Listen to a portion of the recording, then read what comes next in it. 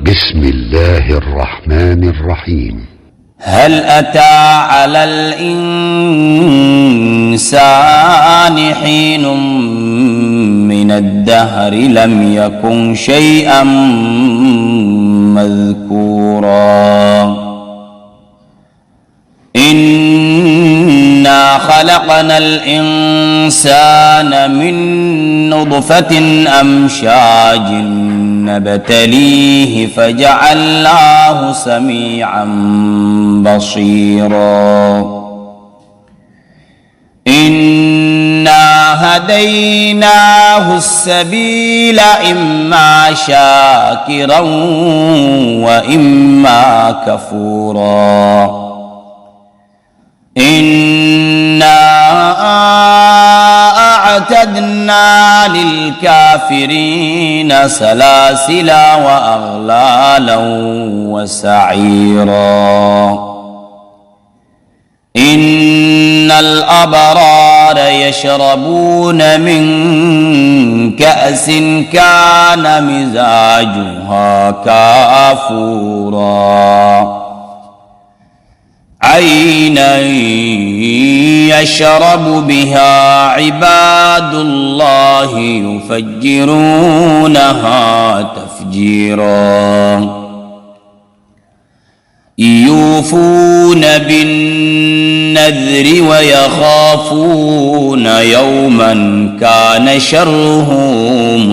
مستطيرا ويطعمون الطعام على حبه مسكينا ويتيما وأسيرا إنما نطعمكم لوجه الله لا نريد منكم جزاء ولا شكورا إنا نخاف من ربنا يوما عبوسا قمطريرا فوقاهم الله شر ذلك اليوم ولقاهم نضرة وسرورا وجزاهم بما صبروا جنة وحريرا متكئين فيها على الأرائك لا يرون فيها شمسا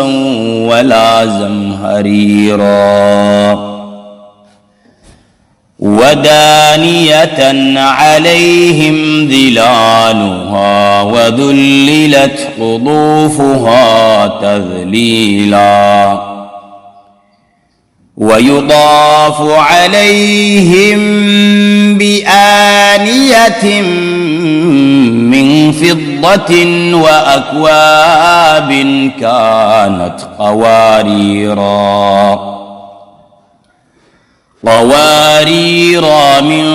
فضة قدروها تقديرا ويسقون فيها كأسا كان مزاجها زنجبيلا عينا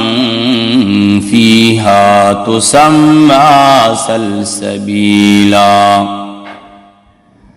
ويطوف عليهم ولدان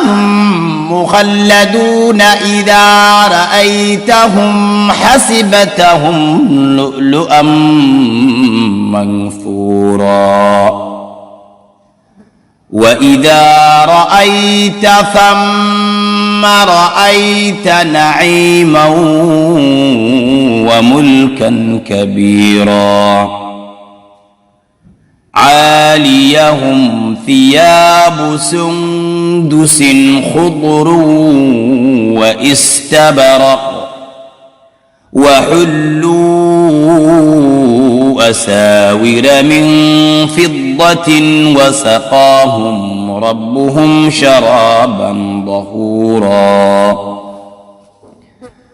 إن هذا كان لكم جزاء وكان سعيكم مشكورا إنا نحن نزلنا عليك القرآن تنزيلا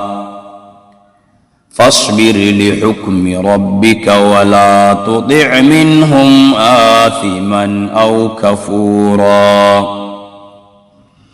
واذكر اسم ربك بكرة وأصيلا ومن الليل فاسجد له وسبحه ليلا طويلا إن هؤلاء يحبون العاجلة ويذرون وراءهم يوما ثقيلا نحن خلقناهم وشددنا أسرهم وإذا شئنا بدلنا أمثالهم تبديلا إن هذه تذكرة فمن شاء اتخذ إلى ربه سبيلا وما تشاءون إلا أن يشاء الله إن الله كان عليما حكيما يدخل من يشاء في رحمته والظالمين أعد لهم عذابا أليما